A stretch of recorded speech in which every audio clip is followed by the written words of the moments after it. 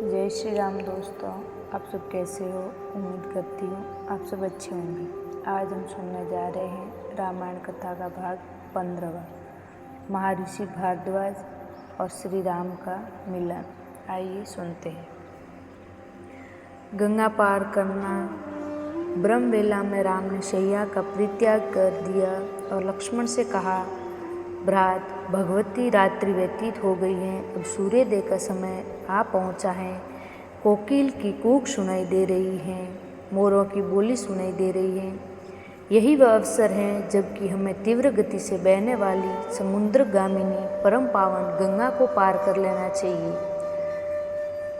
सुमंत कुमार लक्ष्मण ने श्री रामचंद्र जी के कथन का अभिप्राय समझकर गुह और सुमंत को बुलाकर पार उतरने की व्यवस्था करने के लिए कहा। निषाद राज ने अपने मंत्रियों को आदेश दिया कि एक सुंदर दूधगामी नौका ले आओ। आज्ञा पाते ही निषाद राज के अनुचर तत्काल जाकर उनके लिए एक श्रेष्ठ नौका ले आए। नौका के घाट पर लग जाने पर राम, सीता और लक्ष्मण घाट की ओर चले। उन्हें घाट की ओर जाते देखकर मंत्री सुमंत ने हाथ जोड़कर कहा, हे रघुकुल शिरोमणि, अब मेरे लिए क्या आज्ञा है। रामचंद्र ने अपनी कर्तव्य निष्ठा की प्रशंसा की और धन्यवाद देते हुए कहा, सुमंत, अब आप शीघ्र अयोध्या के लिए प्रस्थान करें। गंगा पार करने के पश्चात हम उनके आगे की यात्रा पैदल ही करेंगे। आप अयोध्या जाकर मेरी सीता और लक्ष्मण की ओर से पिताजी, माताओं एवं अन्य गुरुजनों की शरण वंदना करें। उन्हें धैर्य दिलाते हुए हमारी ओर से संदेश दें कि हम तीनों में से किसी को भी अपने वनवास का किंचित मात्र भी दुख नहीं है। उन्हें ये भी कहें कि 14 वर्ष की अवधि समाप्त होने पर मैं सीता और लक्ष्मण आपके दर्शन करेंगे। आप भाई भरत को कैकेयी से शीघ्र बुला लें तथा राज्य सिंहासन सौंप दें ताकि प्रजा को किसी प्रकार का कष्ट व असुविधा न हो। हे मंत्रीवर, भरत से भी मेरा ये संदेश देना कि वे सभी माताओं का समान रूप से आदर करें और प्रजाजनों के हित का सदैव ध्यान रखें।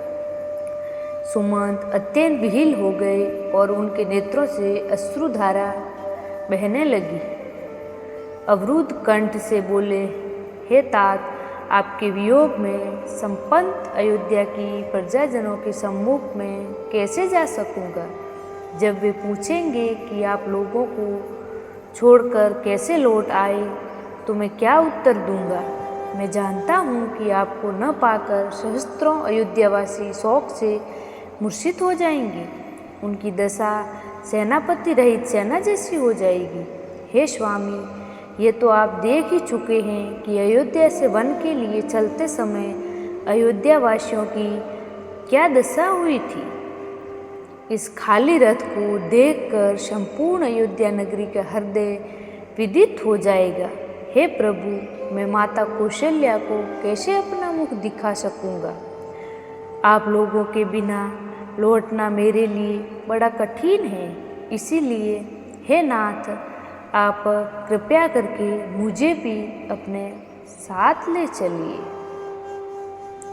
इस प्रकार से दीन वचन कहकर बारंबार याचना करने वाले सुमंत से सेवकों पर कृपया करने वाले श्री राम ने प्रेम पूर्वक कहा, भाई सुमंत, मेरे प्रति आपकी जो उत्कृष्ट भक्ति है उसे मैं अच्छी तरह से समझता हूँ, किंतु तुम्हारे न लौटने से माता कैकेयी के मन में शंका उत्पन्न हो जाएगी। वे समझेगी कि हम लोग षड्यंत्र करके राज्य में ही कहीं छुप गए हैं। इसीलिए मेरा तुमसे अनुरोध है कि तुम नगर को लौट जाओ। तुम्हारे लौटने से जहाँ माता कैकेयी की शंका भी समाप्त हो जाएगी और महाराज तथा मुझ पर किसी प्रकार का कलंक भी नहीं लगेगा। कलंक चाहे झूठा ही क्यों न हो, उसकी प्रतिक्रिया बड़ी व्यापक होती है। इस प्रकार अनेकों प्रकार से समझा बुझाकर रामचंद्र ने सुमंत को विदा किया। सुमंत अश्रुपूरित नेत्रों से रथ में बैठकर अयोध्या के लिए चल पड़े। सुमंत के जाने के पश्चात राम गुह से बोले, निषाद राज, तुम कृपया करके हमारे लिए बड़का दूध मंगा दो, क्योंकि अब हम वनवासी और तपस्वी हो गए हैं। हमें जटाएं धारण करके तापस धर्म की मर्यादाओं का पालन करते हुए निर्जन वनों में निवास करना चाहिए। राम की बात सुनकर गुह स्वयं जाकर बड़ का दूध ले आए, जिसमें राम, सीता और लक्ष्मण ने जटाएं बनाई और नियम पूर्वक तपस्वी धर्म को स्वीकार करते हुए गंगा पार करने को उद्यत हुए। नौका पर सवार होकर तीनों ने कुलशहारिणी गंगा को पार किया। गंगा के पार पहुंच जाने पर राम ने गुह को हृदय से लगा लिया। फिर उनके स्नेहपूर्ण आतिथ्य के लिए उनकी भूरी भूरी प्रशंसा करते हुए उन्होंने निषाद राज को विदा किया। ऋषि भारद्वाज के आश्रम में जब निषाद राज गुह के वापस गंगा के उस पार चले गए, तब राम ने लक्ष्मण से कहा, हे सौमित्र, अब हम सामने के फैले हुए इस निर्जन वन में प्रवेश करेंगे। ये भी हो सकता है कि हम इस वन में हमें अनेक प्रकार की भयंकर स्थितियों और उपद्रवों का सामना करना पड़े। कोई भी भयंकर प्राणी किसी भी समय किसी भी ओर से आकर हम पर आक्रमण कर सकता है। अतः तुम सबसे आगे चलो, तुम्हारे पीछे सीता चलेगी और सबसे पीछे तुम दोनों की रक्षा करते हुए मैं रहूँगा। अच्छी तरह से समझ लो कि यहाँ हम लोगों को आत्मनिर्भर होकर स्वयं ही एक दूसरे का बचाव करना पड़ेगा। राम की आज्ञा के अनुसार लक्ष्मण धनुष बाण संभालते हुए आगे आगे चलने लगे तथा उनके पीछे सीता और राम उनका अनुसरण करने लगे। वन के भीतर चलते चलते वे तीनों वत्स देश में पहुँचे, ये विचार करके कि कोमलांगिनी सीता इस कठोर यात्रा से अत्यधिक क्लांत हो गई होगी। वे विश्राम करने के लिए एक वृक्ष के नीचे रुक गए।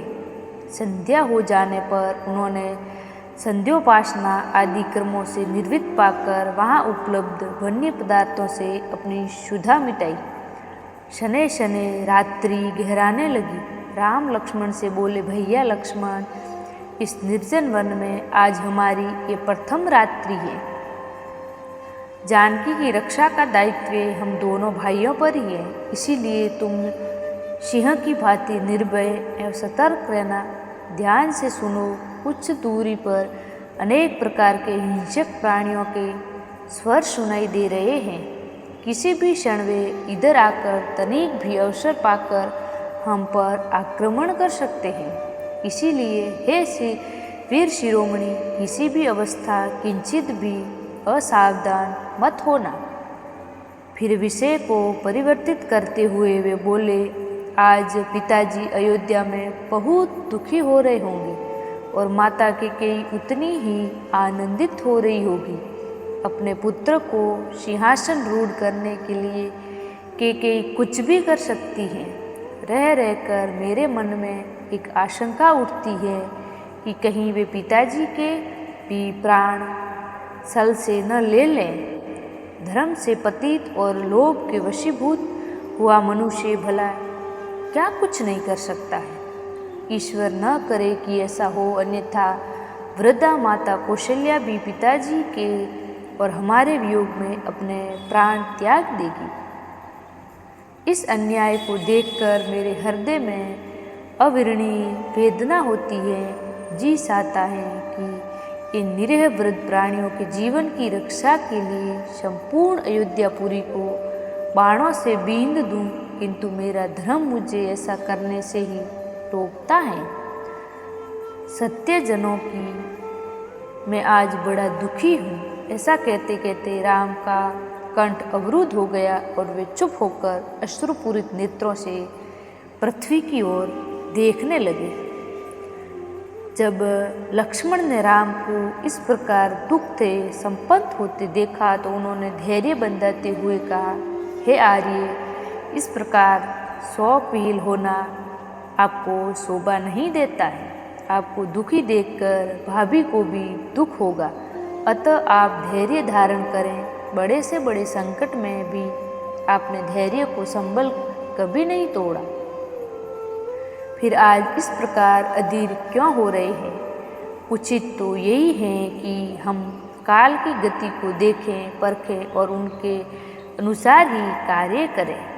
मुझे विश्वास है कि वनवास की ये अवधि निसंकट समाप्त हो जाएगी और उसके पश्चात हम कुशलतापूर्वक वापस अयोध्या लौटकर सुख शांति का जीवन व्यतीत करेंगे। तृणों की शैया पर लेटे हुए राम के निद्रामग्न हो जाने पर लक्ष्मण संपूर्ण रात्रि निर्भय होकर धनुष बाण संभाले राम और सीता के रक्षार्थ पहरा देते रहे। रात्रि व्यतीत होने पर सूर्योदय से पूर्व ही राम, लक्ष्मण और सीता ने संध्या वंदनादि से निर्वृत्त होकर त्रिवेणी संगम की ओर प्रस्थान किया। मार्ग में लक्ष्मण ने कुछ वृक्षों के स्वादिष्ट फलों को तोड़कर राम और सीता को दिया तथा स्वयं भी उनसे अपनी क्षुधा शांत की। संध्या होते होते वे गंगा और यमुना के संगम पर पहुंच गए। कुछ देर संगम के रमणीय दर्शन को देखने के बाद राम बोले, हे लक्ष्मण, आज की इस यात्रा ने हमें महातीर्थ प्रयागराज के निकट पहुंचा दिया है। हवन कुंड से उठती हुई ये धूम्र रेखाएं ऐसे प्रतीत हो रही है मानो अग्निदेव की पताका फहरा रही हो। हवन के इस धुएं की स्वास्थ्यवर्धक सुगंधित से संपूर्ण वायुमंडल आपूरित हो रहा है। ऐसा मुझे प्रतीत होता है कि हम महर्षि भारद्वाज के आश्रम के आसपास पहुंच चुके हैं। संगम की उस पवित्र स्थली में गंगा और यमुना दोनों ही नदियाँ कलकल नाद करती हुई प्रवाहित हो रही थी। निकट ही महर्षि भारद्वाज का आश्रम था। आश्रम के भीतर पहुंचकर राम ने भारद्वाज मुनि का अभिवादन किया और कहा, हे महामुनि, अयोध्यापति महाराज दशरथ के पुत्र राम और लक्ष्मण आपको सादर प्रणाम करते हैं। भगवान पिता की आज्ञा से मैं 14 वर्ष पर्यंत वन में निवास करने आया हूँ। हे मेरे अनुज लक्ष्मण तथा मेरी पत्नी मिथिलापति जनक की पुत्री सीता है। उनका हार्दिक सत्कार करने तथा बैठने के लिए आसन देने के पश्चात मुनि भारद्वाज ने उनसे स्नान आदि की व्यवस्था किया और उनके भोजन के लिए अनेक प्रकार के फल दिए। फिर ऋषि भारद्वाज बोले, मुझे ज्ञात हो चुका है कि महाराज दशरथ के निरपराध तुम्हें वनवास दिया है और मुझे मर्यादा की रक्षा के लिए उसे सहर्ष स्वीकार किया है। तुम लोग 14 वर्ष तक मेरे इसी आश्रम में निश्चिंत होकर रह सकते हो। यह स्थान अत्यंत रमणीक भी है। राम ने कहा, निसंदेह आपका स्थान अत्यंत मनोरम एवं सुखद है, परंतु मैं यहाँ निवास नहीं करना चाहता, क्योंकि आपका आश्रम अपनी गरिमा के कारण दूर दूर तक विख्यात है। मेरे यहाँ निवास करने की सूचना अवश्य ही अयोध्या वासियों को मिल जाएगी और उनका यहाँ तांता लग जाएगा। इस प्रकार हमारे तपस्वी धर्म में बाधा पड़ेगी, आपको भी इससे असुविधा होगी। अतएव आप कृपया करके हमें कोई अन्य स्थान के विषय में बताइए जो एकांत में हो और जहाँ सीता का मन भी लगा रहे। राम के तर्कयुक्त वचनों को सुनकर ऋषि भारद्वाज ने कहा, यदि तुम्हारा ऐसा ही विचार है तो तुम चित्रकूट में जाकर निवास कर सकते हो, जो कि यहाँ से 10 कोस की दूरी पर है। और उस पर्वत पर अनेक ऋषि मुनि तथा तपस्वी अपनी कुटिया बनाकर तपस्या करते हैं। वह स्थान रमणीक तो है ही, और फिर वानर, लंगूर आदि से उसकी शोभा को द्विगुणित कर दिया है। चित्रकूट की सबसे बड़ी विशेषता यह है कि अनेक ऋषि मुनियों की तपस्या स्थली रही है, जिन्होंने मोक्ष प्राप्त किया है। महर्षि भारद्वाज ने उन्हें उस प्रदेश के विषय में और भी अनेकों गाताव्य बातें बताई। रात्रि हो जाने पर तीनों ने वहीं विश्राम किया। आई होप आपको कथा अच्छी लगी हो, आपको कथा सुनने में अच्छी लगी हो तो प्लीज़ मेरे चैनल को सब्सक्राइब करें और कमेंट में जय श्री राम जरूर लिखें। धन्यवाद। जय श्री राम दोस्तों।